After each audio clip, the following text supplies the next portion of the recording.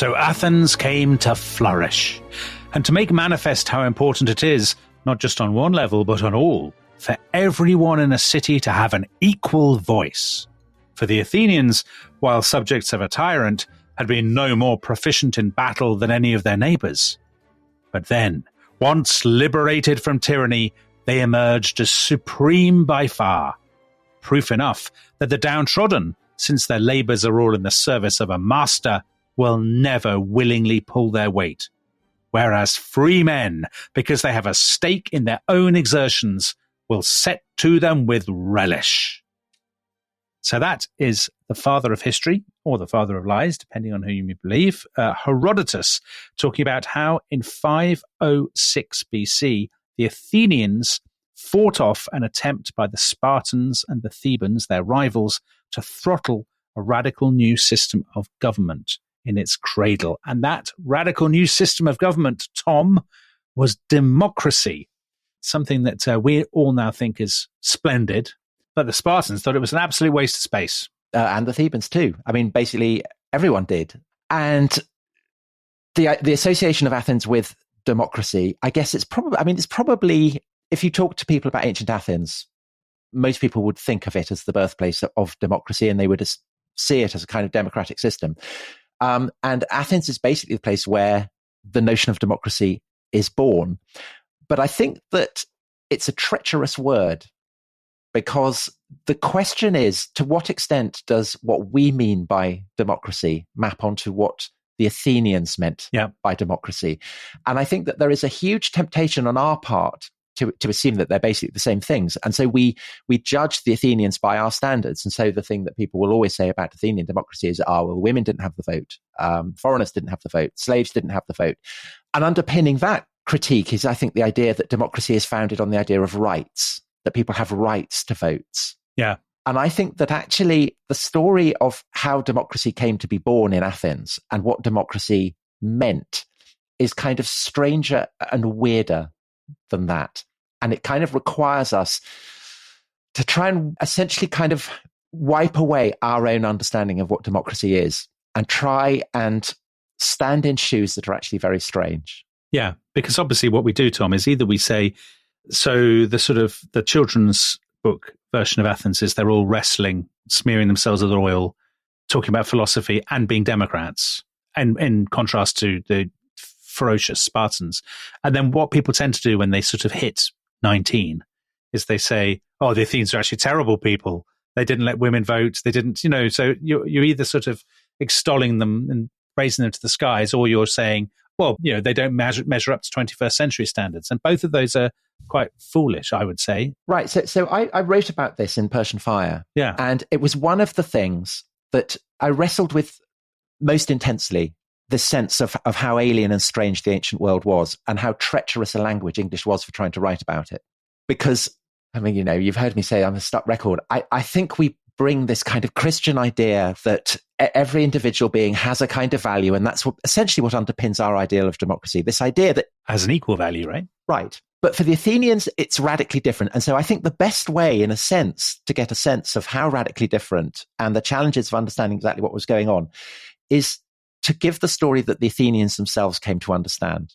So this is the story that an Athenian, say by the 4th century BC, would have told about how democracy came into existence over the course of the 6th century and into the 5th century. So just before you do that, give us the very, very, for those people who are not familiar with ancient Greece, the broadest possible sort of context. So Athens was founded... Well, I'm going to be coming to this because it is a story that in the Athenian understanding goes right the way back to the beginning of the appearance of human beings. Oh, golly. Okay. So the story that the Athenians tell is that the goddess Athena, the god of war, the god of domestic crafts, the goddess of wisdom, the great patron of heroes, that her brother, Hephaestus, who is the smith, the artificer, this lame blacksmith, he is aroused by her and he reaches for her, essentially to try and rape her. And Athena brushes him off, but not before, in his excitement, he has left a physical mark on Athena expressive of his excitement. And she takes a scrap of wool and she wipes Physis' mess off her thigh and she drops it down onto Attica. Right. And in Greek, the scrap of wool is called erion and the earth is called chthon. And so when from this discarded toss rag, Yeah. a human being with the tail of a snake emerges, Yeah. he's called Erechtheus. So kind of fusing this idea of the scrap of wool and the earth, that in some way there's a kind of divine origin here, but it's also bred of the earth. And Erechtheus is seen as the founder of the Athenian people, and his body is entombed within the Acropolis. Mm. And so Erechtheus in some way is the kind of the archetype of the Athenian people. And he has a kind of weird relationship to Athena. Athena isn't, who is a virgin, isn't exactly his mother, but in some way is complicit in the process by which he has come to spring from the earth. And that's why the Athenians said it was Erechtheus who had instituted this great festival, the Athenaea, in honor of Athena, great procession going up to the Acropolis. Now, in some way that's never entirely explained by the Athenians, they think that they share in this quality of coming from the soil, from the chthonnos. And so they call it autochthony, the idea that they have sprung from the earth. And so in that sense, the Athenian people, the Athenian demos, are like the wheat or the olives or the vines or the figs, that they literally spring from the earth. And the Athenians claimed, although it was contested by other peoples in Greece, but the Athenians claimed that they were the oldest people in Greece and indeed the oldest people in the world, and that they are all born equally from the earth, what the Athenians called isogonia, sprung equally, iso is equally.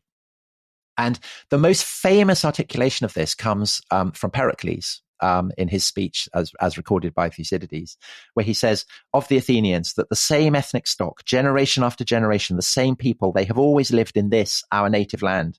And it is they, by virtue of their qualities, who have bequeathed it to us, a country eternally free. And so this idea that the Athenian love of freedom, that the Athenian sense that they are all in it together, is somehow tied in with the fact that they, uniquely among the Greek people, have sprung from the earth, that ancestry has never been diluted. It's really fundamental part of how the Athenians see themselves. Obviously, Athens didn't really come into being that way without being too skeptical. So are they telling this story from the very beginning, or is this a story created later on? So we will come to this. Oh, I'm jumping ahead. So you're absolutely right to have fixed on that. But let's just keep that in mind. So you have this guy, Erechtheus. He's kind of first of a line of kings.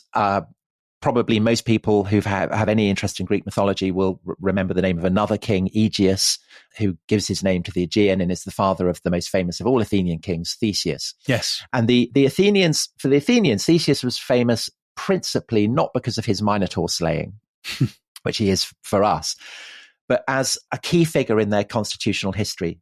So Theseus does two crucial things, the Athenians think. First of all, he gets all the various peoples of Attica and he joins them together so that they all become citizens of Athens.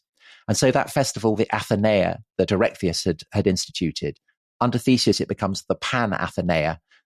Everybody, so Pan meaning all, everybody across the whole of Attica become Athenian citizens.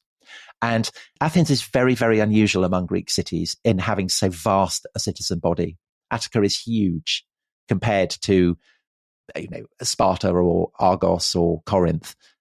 Athens is a city. I mean, it's not so much polis, a city, as an entire people, an ethnos. And that's what makes it distinctive. And the Athenians say that Theseus is the key figure in this kind of process. The other thing that the Athenians say is that it is Theseus who founds the democracy, who founds a system in which the demos kratos have power. So Theseus is the founder of these two things that make Athens distinctive: the vastness of its citizen body, and the fact that it has a democracy. Crikey. That eclipses any sort of interaction with Minotaurs, doesn't it? It absolutely does. Yes, it absolutely does. Right, so that's Theseus. And then you have the period of the Trojan War. And then after the Trojan War, you have this period of great convulsion where supposedly the descendants of Heracles come down in an enormous force, the ancestors of people called the Dorians, and they become the masters of kind of most of Greece.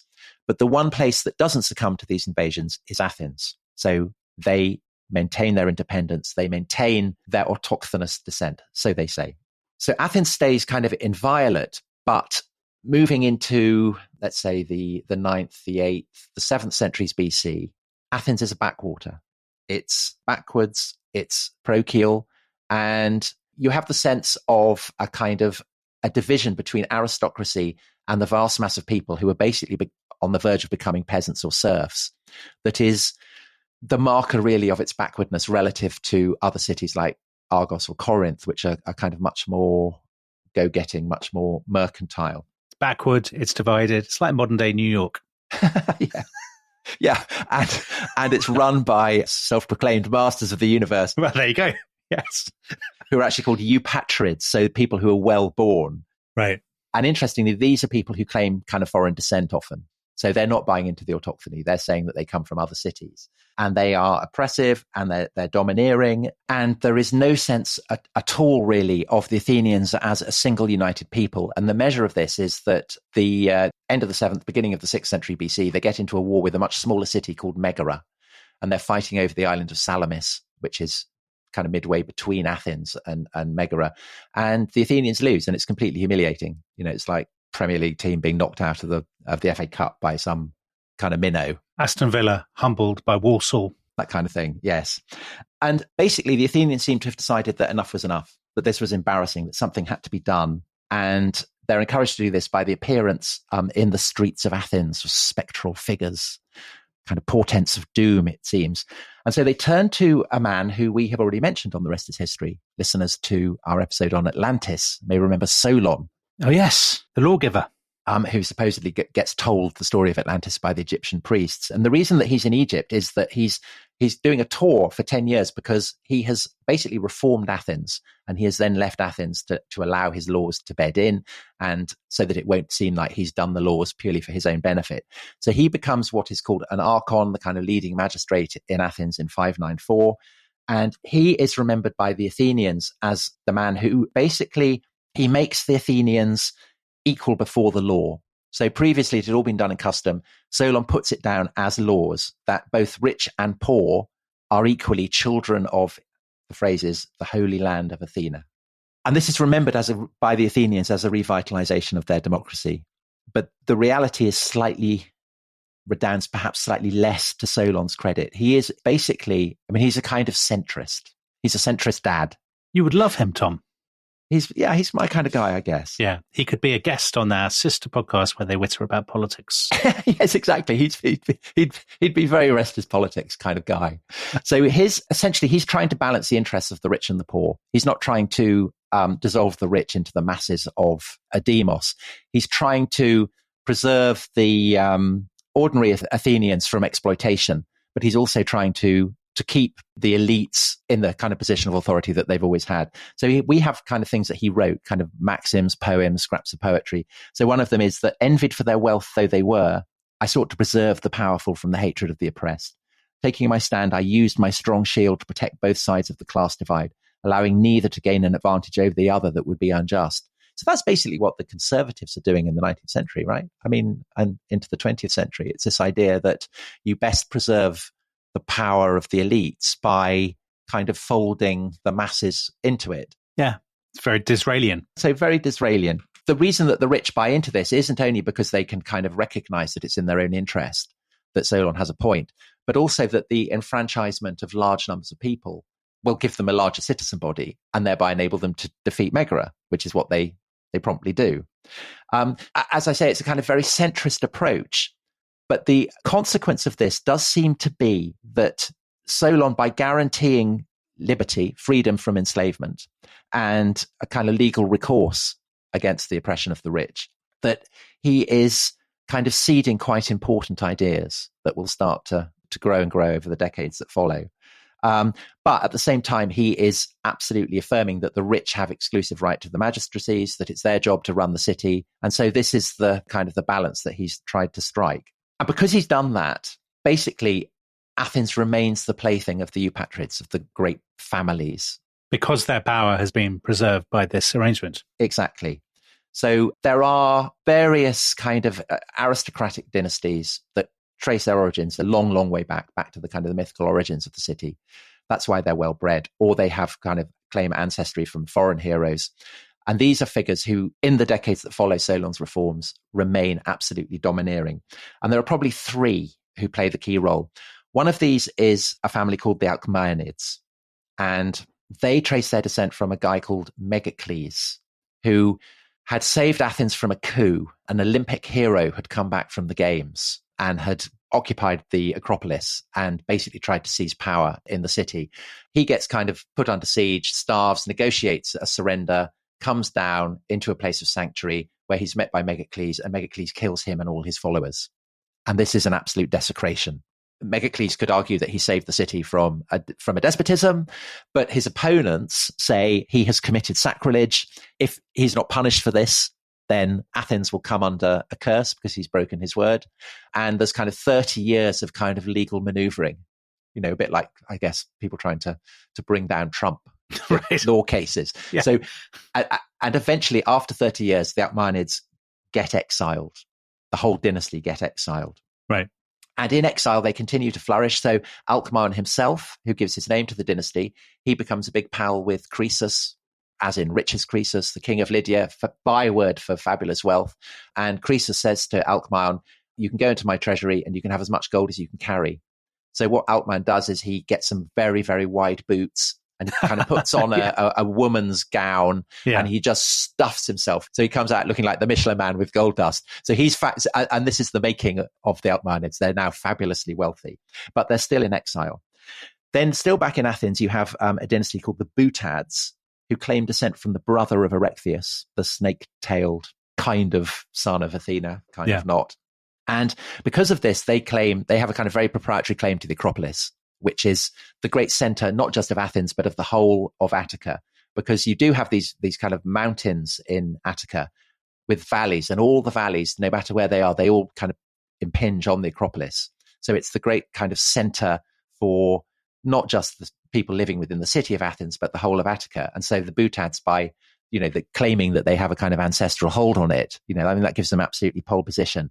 So it's the Boutads who really start to develop the Acropolis. They're the ones who seem to have built this great ramp that goes up to the summit, which is still there to this day, that tourists will go up if they're going to see the Parthenon.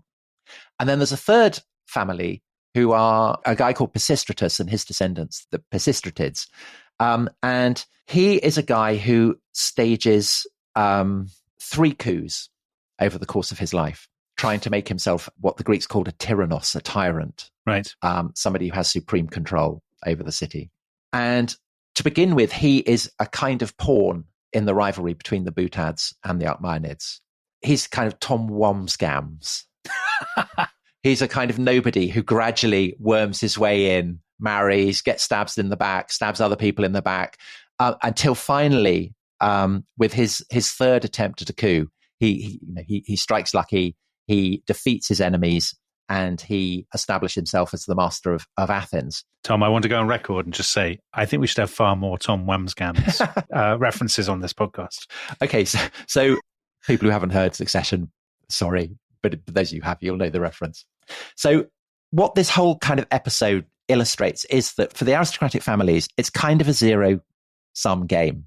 Yeah. You're either in charge or you're in exile. And it's very, very difficult to attain any stability. And this is true even for Pisistratus once he's made himself tyrant. He has to balance kind of various interests. So he has to put out feelers even to the Alcmaeonids. So the Alcmaeonids are allowed back into Athens on the assumption that they will back Pisistratus. But he's also doing what, of course, say Peron would be the kind of classic example. He's a kind of Peronist. Yeah.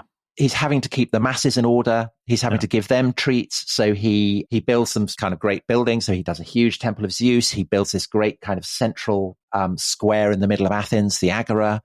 So a populist to some degree. He's absolutely a populist. Yeah. He institutes a series of dramas in celebration of Dionysus, which will become the great festivals of tragedy and comedy, for which Athens in due course will become famous. And he bribes the other members of the elites with kind of various magistracies and so on. But the whole thing remains incredibly rickety. Pisistratus is very good at playing this game in a kind of Tom Wamsgams style. Yeah. He's able to uphold his power and dies in his bed. But he has 2 sons, Hipparchus and Hippias, who kind of share the tyranny between them. which simply makes the system even more rickety. So actually, he's Logan Roy and they're Kendall and Roman. I guess, isn't that right? Yes. Yeah, a bit. Yeah. Yes, a bit. And the measure of how unstable it is firstly that the Alcmanes get sent back into exile. And the leader of the Alcmanes by this point is a guy called Cleisthenes. So he gets kicked back out. And then Hipparchus gets assassinated, not by someone proclaiming a love of liberty or anything like that, but because he'd been caught up in a lover's tiff. He'd seduced this guy who was the boyfriend of another guy. And so the two people who've been offended by this murder him. So this leaves Hippias, who by this point is in a very tyrannical mood. In the kind of the modern sense, he becomes increasingly oppressive. And so Cleisthenes, who's kind of sniffing around like a jackal on the margins of Attica, recognizes that he has an opportunity here to overthrow Hippias. So he launches an invasion, and that fails. But Cleisthenes isn't going to give up. And so he pulls a brilliant stunt. He's got all this gold that he's inherited from Alcman. Oh, yeah. And he's been lavishing a lot of this on Delphi, the home of Apollo, the god of prophecy. What he seems to have done is offered a bribe to Apollo to tell every Spartan emissary who came to Delphi that Sparta had to overthrow Hippias and free the Athenians. And this is a problem for the Spartans because they're actually allies of Hippias. But Apollo keeps saying, go and free the Athenians, go and free the Athenians, go and free the Athenians. And so eventually the Spartan king Cleomenes decides that this is what he'd better do. And so in 510, he marches on Athens. Hippias gets bottled up on the Acropolis. He surrenders. He gets sent into exile. And Athens is faced with the prospect of what is going to happen next. And basically, there seem to be two options because Cleomenes and Cleisthenes, these two people who have combined to end the tyranny, have very different visions for what Athens should be. So Cleomenes wants Athens to be basically a client state of Sparta, under the thumb of the Spartans. But that's not what Cleisthenes wants at all. Cleisthenes wants to set Athenian freedom on very, very solid foundations.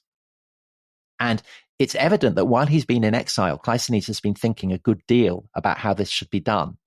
And essentially, his plan is that the mass of the Athenian people should be given a stake in the running of the city that would have two effects. Firstly, it would further embed their sense of loyalty to Athens. Yeah. And their willingness to kind of, because they now have skin in the game, they are now presumably be more willing to fight for it. But the other thing he thinks is that by doing this, it will reduce the stakes for him and for other aristocrats. Because up to this point, failure in this kind of game for political supremacy is terrible. You win or you die, you go into exile or whatever. But if you, as an aristocrat, come to be dependent, say, on the votes of the mass of your fellow citizens, then you can lose, but you're not going to go into exile. And so there's something there for the aristocracy as well as for the mass of the people. And so this is what he is looking to institute. But Cleomenes doesn't like this at all. And so there is a breakdown in relations between the two men. And this opens up a chance for other aristocrats to get up to their kind of traditional tricks. And the focus for this comes to be a guy called Isagoras, who basically sidles up to Cleomenes and says, look, if you back me over Cleisthenes, I'll let you sleep with my wife. So he pimps his wife, it said, to Cleomenes. And in return, you back me and I'll run the city for you. So Cleisthenes finds himself under threat both from Cleomenes and from Isagoras. And so he ups the game. And so in 507, he openly turns for support to the mass of the people. He basically proposes to them this kind of revolutionary new state, that power should absolutely be vested with the demos, that it should be a democratia, a democracy. And this is a program so startling, so radical, that it's essentially without precedent. And it seems to completely kind of thrill the mass of the people who have been given this chance, even as it appalls Isagoras and Cleomenes. And so Isagoras appeals to Cleomenes, you've got to come and sort this out.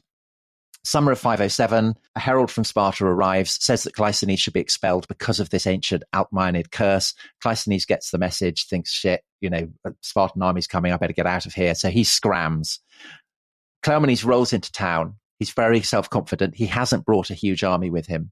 He occupies the Acropolis, meets up with Isagoras. They start to kind of draw up their plans for Athens. But while Cleomenes is up on the Acropolis, he hears this kind of these chants, these shouts. He looks down. He sees that a great mob of people are besieging him, bottling him up, as so many people had previously been bottled up on the Acropolis. And he's forced to negotiate. He's basically forced to surrender. And Isagoras goes into exile. Cleisthenes comes back. And Cleisthenes and his backers are now in a position to institute this incredible experiment that Cleisthenes has been proposing, to institute democracy. Okay, Tom, let's take a break. Cleisthenes has returned. Dramatic scenes. He's going to start this extraordinary experiment that hasn't been done before. Well, we'll discuss after the break whether there are other routes of it. But we will return after the break with a very exciting reading, Tom. Is that right? That's right. So don't go away. We'll see you in a minute.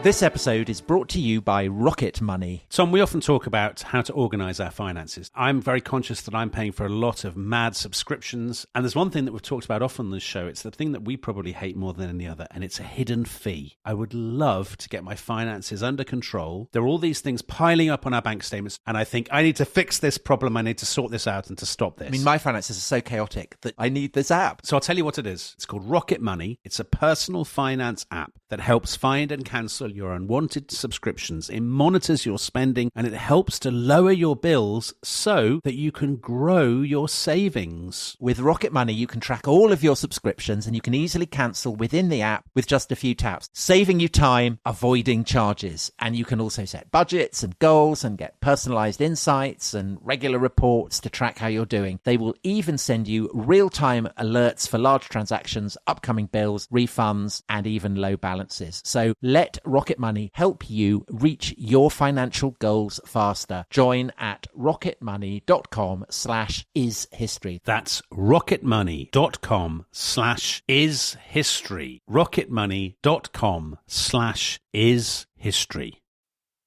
This episode is brought to you by Indeed. Stop waiting around for the perfect candidate.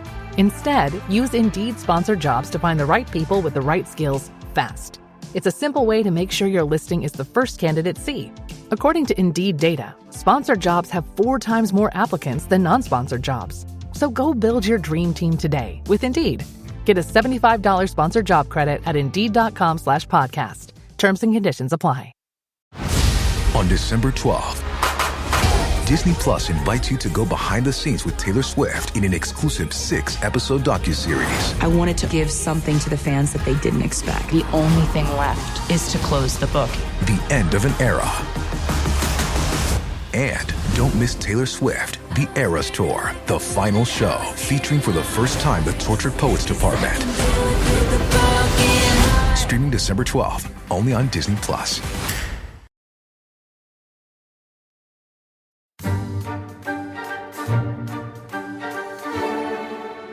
Your father, now that he had taken Athens, sat on the Acropolis, drawing up his plans for the city. But then he heard the noise of chanting rising up from the streets below. Looking down at the entranceway to the Acropolis, he saw a huge crowd massed in front of it. At the sight of him, the demonstrators began to chant even louder and to howl and to catcall. Your father summoned his bodyguard, but when the Spartans marched down the ramp to try to clear the crowd, they were pelted with stones and had to retreat.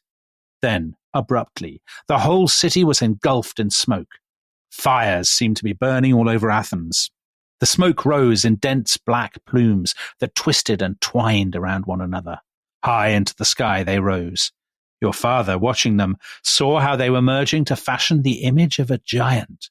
Massive over Athens the giant rose, massive over Attica. Your father knew at once what he was seeing, for he had heard the Athenians talk about it often enough.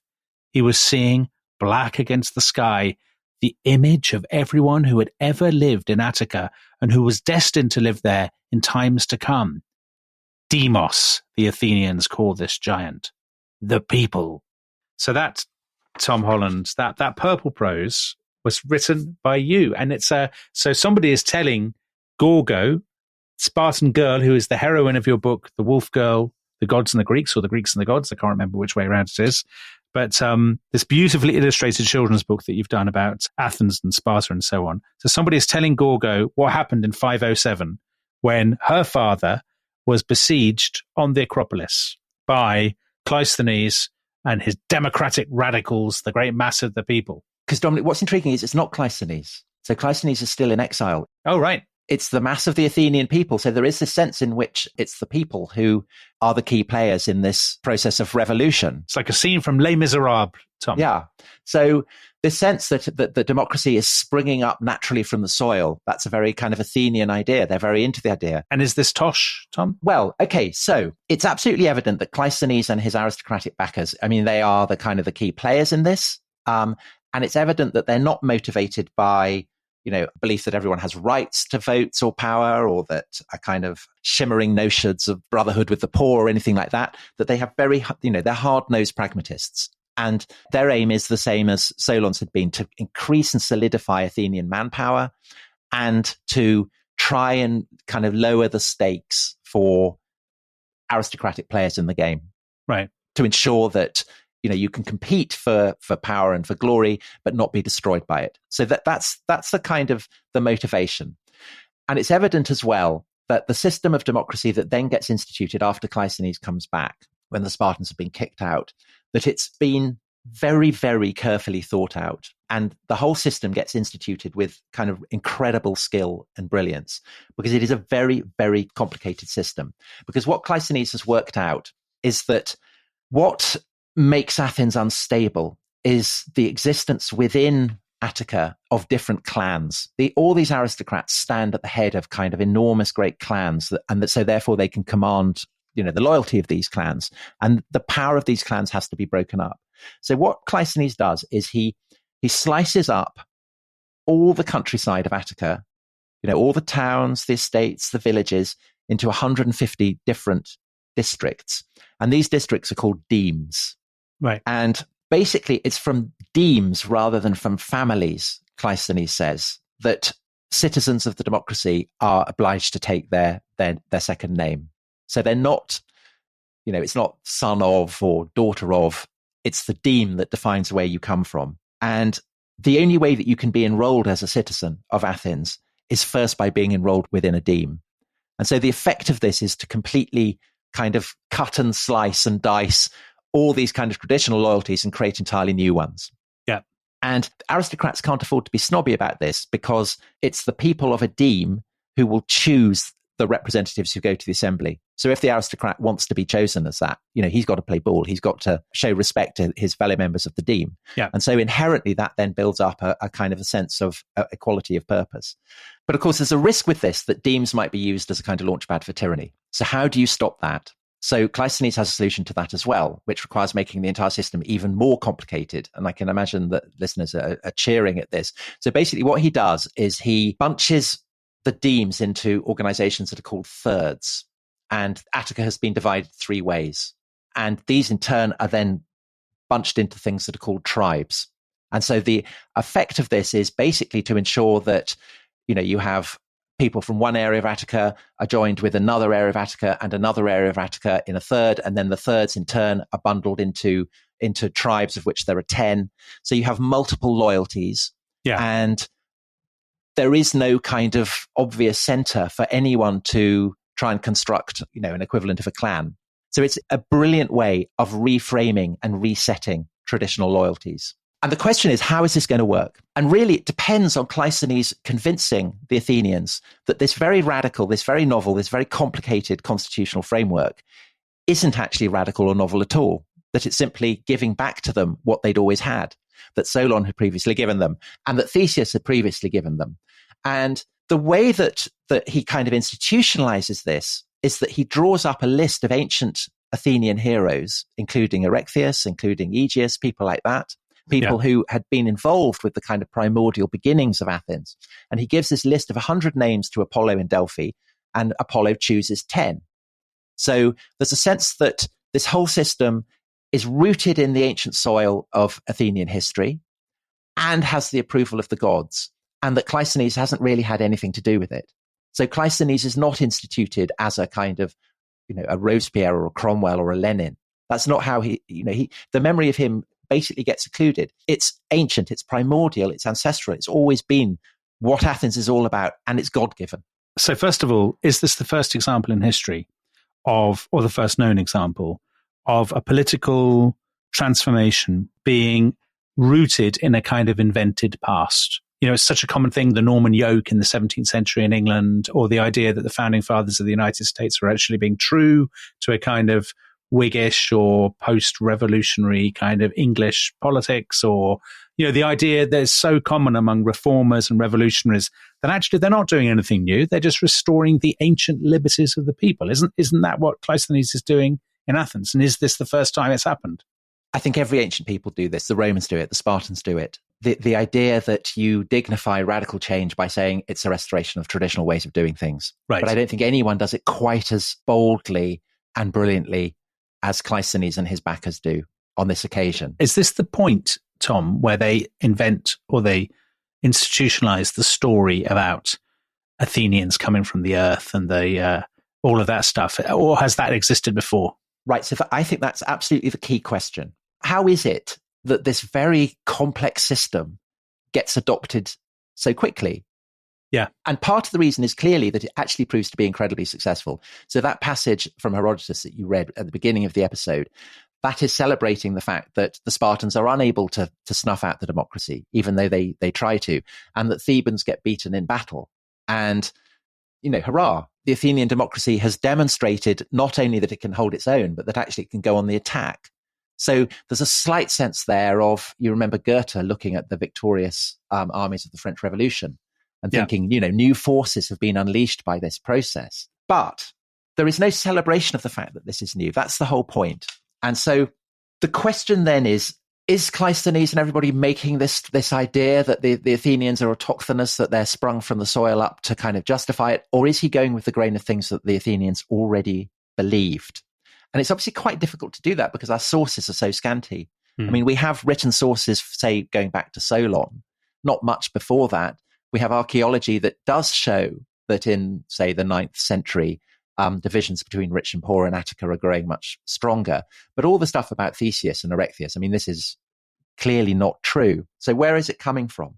And I think that the difficulty that historians have in making sense of this is precisely that, what I was saying at the beginning of this episode, that it's difficult for us to get back into a mindset where we can have any sense of what demos meant to the Athenians. Because it's not the people in the way that, you know, we might use it today, the People's Party or the People's Choice or the people say this. It's much, much weirder, I think, than that. It always is with you, Tom. It's never less weird. I look forward to the day when you do an episode and you say the true story is much less strange and in no way weird. So this is one of the key reasons why I ended up writing Dominion, was the difficulty of getting to grips with what demos actually meant to the Athenians, because the whole idea that it's rights-based is an absolute nonsense. So, but what does demos mean? And the reason why it's hard for us to get back into and kind of understand it is that we don't believe in the Greek gods. And we don't believe in the fact that there might be a kind of, dare I say, a sacral ecosystem in which the gods and the land and the people are kind of bound together. Yeah. And in which Athena, who is a virgin, is also a mother and a queen and a guardian. And that this is somehow, to the Athenians, kind of real. And so that passage that you read from the children's book, I think in that book, I get closer to it than I did in Persian Fire, actually. Yeah. Because I think that the demos it's the entirety of all the people in Athens who have been born, who are living, and who will be born in the future. Very Burkean idea there, Tom. Kind of. It's absolutely distinct from the flesh and blood Athenians who are going to the assembly or whatever. It's more kind of spiritual than that. Yeah. But even spiritual is the wrong word. We don't really have the vocabulary to describe it. It's kind of like the turning of the seasons, that every year the season turns and the earth gives birth to vines and to wheat. The same thing is happening with the people. The people have that kind of relationship to the soil. And I think the thing that illustrates this most interestingly is what the attitude of the democracy is to women, because it's the role of women that is traditionally the most controversial. It's the thing that people always fix on. Women didn't have the vote. And it's often said that women didn't rank as citizens in the democracy, but this isn't true. So polites is the Greek word for citizen, but there is politis, which is the female form of it. So there is absolutely a sense that women are kind of citizens as well. And you say, but they're not citizens, they don't have the vote. They don't have the vote, but they still have a role that, in the opinion of the Athenians, is just as important as that of the men. So the men have the vote because it is their responsibility to draw up the laws and to fight.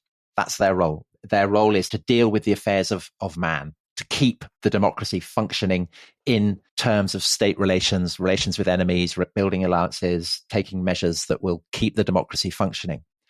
But the role of women is just as important, because without children, there is no demos. And so the legal definition of an Athenian is someone who is born from a male and a female Athenian. And so the womb of an Athenian woman, it's a kind of simulacrum of the soil of Attica. It's where the demos springs from. Women are the closest approximation to the sacred earth of Attica. And, that may not impress people today, but to the Athenians, I think it gave to women a sense of kind of uncanniness. And that sense of uncanniness is heightened by the fact that it is basically women rather than men who have responsibility for the dimension of the supernatural, for keeping the demos in balance with the dimension of the gods. And so the Panathenaea, which the Athenians traced back to the time of Theseus and then ultimately back to Erechtheus, the kind of the founder of Athens, it's women who take the lead role in this. They are the people who stand at the head of the procession. They are the ones who weave this great robe, which every 4 years is taken up and adorns the statue of Athena on the top of the Acropolis. It's women who have responsibility for the cult of Erechtheus, say, on the Acropolis. And you may say, well, this is all just flim-flam and mumbo-jumbo. Yeah. But to the Athenians, it isn't. Okay, so just to jump in and anticipate what some of the listeners may think. So listening to you talking about this, saying, well, they don't have the vote, but they do all this. So, when there were the great controversies about women's suffrage at the turn of the 20th century in Britain and America and so on, people who opposed women's suffrage would often say, well, the vote and politics is properly the domain of men, and women have their own things, which are just as important. And let's not muddy the two. Women do lots of other. So in other words, they would make those kinds of arguments. But you're saying, but there would have been nobody, you're saying, in 6th century Athens or whatever, there weren't women who were saying, this is all nonsense. And actually, I would like the vote, and the vote is more important than being at the head of a procession or whatever. Well, there might be. I mean, we don't know. So firstly, the difference between, say, the suffragette Britain and Athens is that nobody in Athens had any notion that a vote is reflective of a right. I mean, that's what I've been saying throughout. That's not what has motivated it. And so that's not what's going on. And secondly, people in Edwardian Britain might turn around and say, oh, well, the home is the proper sphere of a woman. That's just as important. But that's not giving to women the incredibly potent role that the Athenians understand women as playing. Right. Because women, by basically negotiating with the gods, the protection of the gods has, it's kind of like an insurance policy. Yeah. And things have to be done correctly. The correct rituals have to be carried out. The gods have to be kept happy. And if they're not, then the democracy will collapse and Athens will collapse. Yeah. And so men are engaged in dealing with the Thebans and the Spartans, and women are engaged in taking robes up to Athena on the Acropolis, or going to Brauron, a temple of Artemis on the coast, and doing rituals there. Many people who are very young, so girls, before they hit puberty, go out there, and it's said, turn into bears. And that's one of the things that happens in my book. And again, I think writing for children, you can make this kind of stuff much more vivid, because you can say that this actually happens, that the gods do actually exist. And then the moment you accept that the gods do exist, then the jeopardy becomes that much greater. I think because we don't believe in the gods, but not just that we don't believe in gods, but we don't have the mindset that enables us to understand what it is to exist in the late 6th century and exist in a world where the dimension of the divine and the supernatural is all around you and has to be negotiated. Yeah, because there'll be people listening to this who still will be saying, but the gods didn't exist. The roles that were given to women were nonsense. They should have had the votes. It's a disgrace. I suppose you're saying it's an unsatisfying and ultimately fruitless way to try and understand the world of the 6th century if you insist on asserting your 21st century mindset. if you think of, looking through a glass darkly back at this kind of ancient and obscure period, there are two kind of great smears of dirt across the glass. One is the fact that we don't believe in the gods anymore. Yeah. And increasingly people don't believe in, have a very materialist approach. The whole essence of writing history is fundamentally materialist. We don't say, this happened because the gods wanted it to happen or whatever. Yeah. Historians who are writing, say, at universities or whatever, are entirely materialist in their approach. Mm-hmm. And the second smear of dirt across the glass is this kind of Christian idea that every individual has a value by virtue of being created in the image of God. Yeah. And that is what underpins, I think, our ideal of democracy, the idea that people have rights to votes. But the Athenians absolutely didn't think this. They don't have that. There's a book written by a great scholar called Greg Anderson, who wrote a wonderful book about the emergence of Greek democracy. But he then wrote a kind of altogether weirder book called The Realness of Things Past, which essentially is about exactly this theme. Basically, how the entire structure or the academic structure of writing history prevents us from getting to grips with how weird it was and how strange it was. And oddly, it's one of the things, that's absolutely one of the things that inspired me to write that children's book, was that thinking that if I can write an account of it in which the gods exist, in a sense, I'm getting closer to explaining it than I would by writing a kind of scholarly monograph that strips bare all the sources and deconstructs them. So it reminds me a little bit of, we had a guest on our podcast many moons ago who was talking about the Aztecs called Camilla Townsend. She wrote a wonderful book about the Aztecs called Fifth Sun. And there are sort of passages of almost imaginative prose in there where she tries to describe their world through their eyes. And it's not very academic prose. She's imagining, they're almost stream of consciousness chapters. Yeah. I guess that's what the children's book is, to get yourself into the head, which I'll just try and strip away as much as possible all the baggage of a 21st century, fairly secular, as you say, materialist mindset. One other thing that people will say Tom Holland hasn't mentioned, and that's because he doesn't care about them, is slaves. There are slaves and there are foreigners. But I think the thing that's interesting about, say, the emphasis that Athenians put on their autochthony, the idea that it's literally blood and soil, the idea that they have emerged from the earth, is that they never turn this into a kind of crusade. There's never a feeling that people shouldn't come to Athens because they don't share in this, say, like the Spartans do. I mean, the Spartans are famously xenophobic and keep foreigners out. The Athenians are perfectly happy to allow foreigners to come. They call them metics, to live in the state, and they're perfectly happy to buy slaves. Why wouldn't they? I mean, slavery is taken for granted. Everybody has slaves. Wouldn't even cross their mind to, it's kind of saying, well, why wouldn't you have a mule or a cart or a... Right, because they don't believe in human beings as being sacred individuals. Yeah, human machines, Aristotle called them. But obviously, none of these people would have, because they don't belong to the demos, therefore they don't participate in the democracy. Of course they don't, by definition. Can I just ask a couple more small questions? One, how does it work? Like, how does the democracy actually, it just very briefly describe what I do. If I'm a member of the demos, do I go and vote every year, every 4 years, do I put a thing in a box? Do I a stone in a pot? I don't know. How would I do it? Well, so you have, it works in kind of various ways. You have an assembly where people absolutely go and vote, show of hands or pebbles or whatever. We talked about the ostracism before, which again is a kind of a way of decompressing tensions that might otherwise split the democracy, so that if one person or the rivalry between two powerful people in the democracy is becoming destabilizing, the people can decide, first of all, whether they should vote to ostracize one of them, i.e. kick them out for a period of time. And then if they decide yes, then they decide which of two people should be expelled. And all of this is aimed at making the demos kind of vivid in a political form. So politics comes from the Greek word polis, meaning kind of a city. So politics is a manifestation of the demos in the workings of the city. That's essentially what it is. Right. So a couple more questions.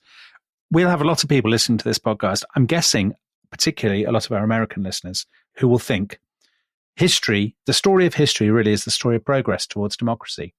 If Donald Rumsfeld and Dick Cheney are listening, this would be their sort of, with their Iraq war hats on, they would be saying, well, democracy will one day sweep across the world. It's sort of Francis Fukuyama idea, I suppose. I know I'm describing it very simplistically. Why doesn't this spread? If this is such a brilliant idea, and also, if it makes you better at fighting, Why don't the Spartans, the Thebans, all these other people adopt it? Why is it that Athens remains an outlier?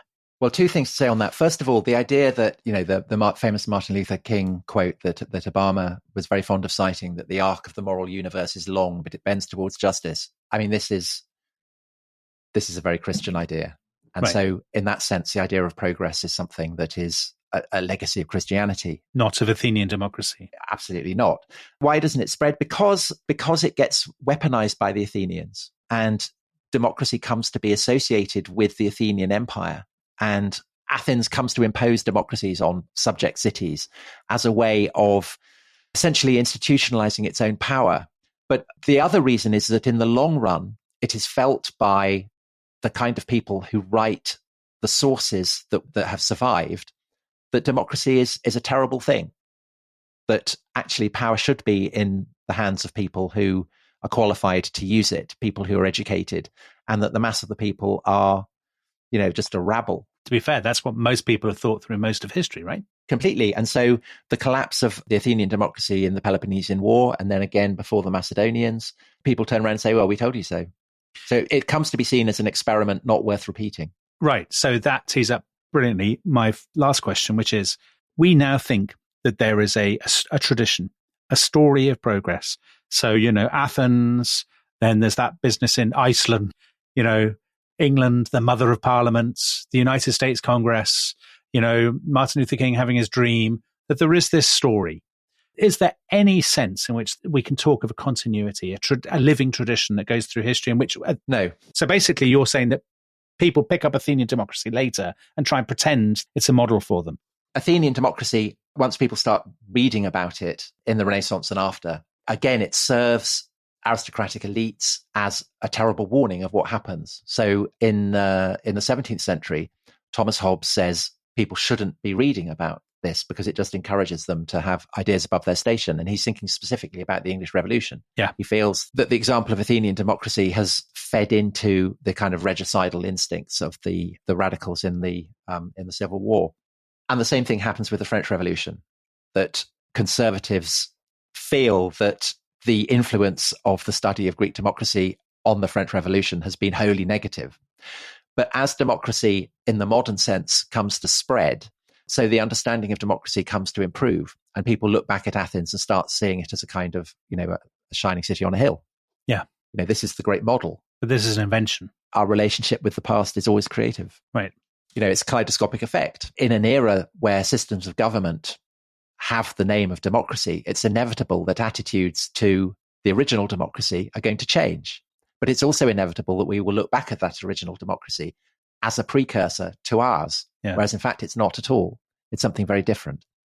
Brilliant. What an interesting note on which to end, Tom. It's a fascinating subject. It's all about, because it's not just the story of democracy, is it? It's the story of the invention of tradition, the invention of ancient Greece as a model, I suppose, which, most people listening to this, I think, will still think of the ancient Greeks as the birthplace of civilization, a model for all the lovely things we have today. And it's fascinating to hear that in your trademark style, made stranger and more weird. Weirdness all round. Yes. Right. Brilliant. Thank you, everybody. Tom, before you go, one more plug, please. For this is it's very unlike you. Very unlike you. So if people want to read a book in which the gods are real, Greece is weird, people turn into bears, what's the name of that book, Tom? The Wolf Girl, the Gods and the Greeks. Superb. All right. And on that bombshell, we'll say goodbye. Goodbye. Bye-bye.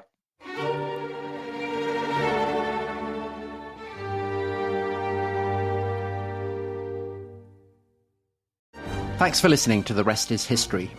For bonus episodes, early access, ad-free listening, and access to our chat community, please sign up at restishistorypod.com.